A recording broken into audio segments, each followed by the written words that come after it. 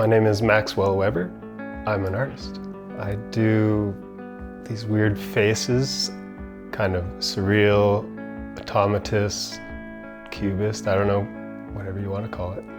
I just love making things that are from the imagination and strange and surreal. I came to this style by exploring single-line portrait drawings, and they slowly became more strange and less human.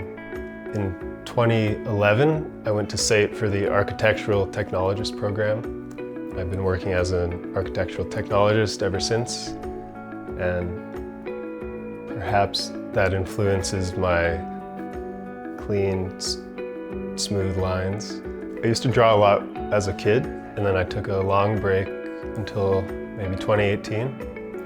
And I started drawing again, and I took inspiration from my two aunts that were artists and decided I wanted to start making things again. Years ago, I painted the garage door on the house I was renting, just in the alley, just for fun. If you asked me if I like what I did today, I would say no. It's like a floating chunk of the earth with a mountain landscape floating in space. That piece is still there, and now a couple doors down, the neighbors have painted their garage doors. So I started a trend in that alley. Typically I do pieces on a smaller scale because I just have my little notebook around and I can sit down for hours and get lost in it. And then I like doing bigger pieces when I can clear the dining room table off.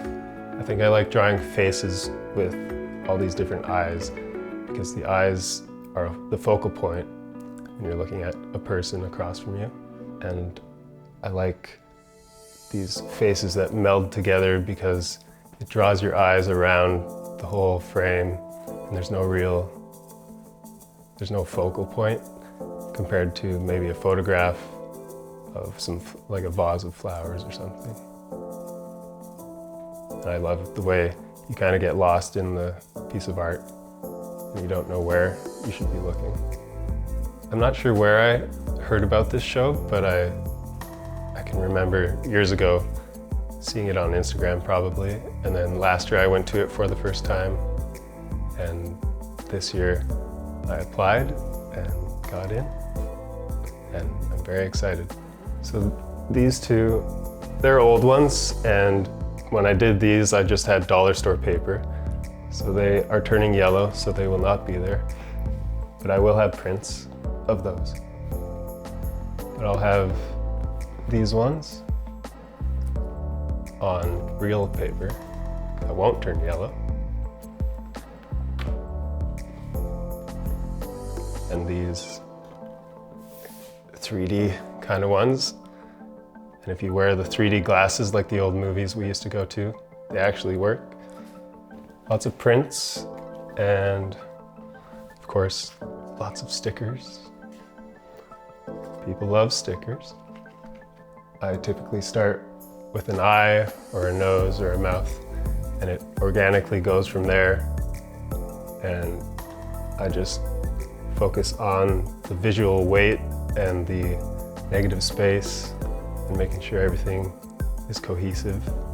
Any meaning behind these paintings may come halfway through the process when I draw something and it evokes an emotion in me, and that may stem towards another brush stroke and influence other lines, and then by the end of it, perhaps a whole story has been created in my own head. But usually they're so strange that people create their own meanings for it.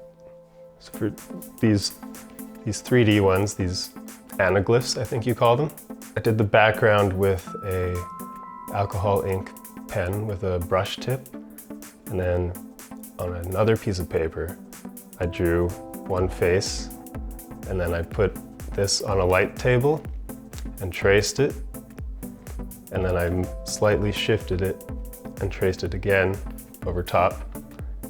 So you get this. This one is not complete yet. I still need to do the black where all the lines overlap.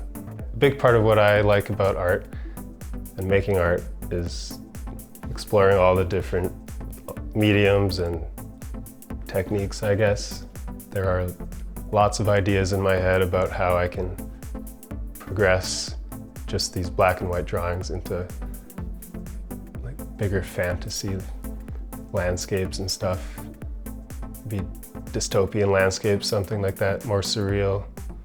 I love drawing this style of art because it's one of the few moments where I can sit down and my mind turns off.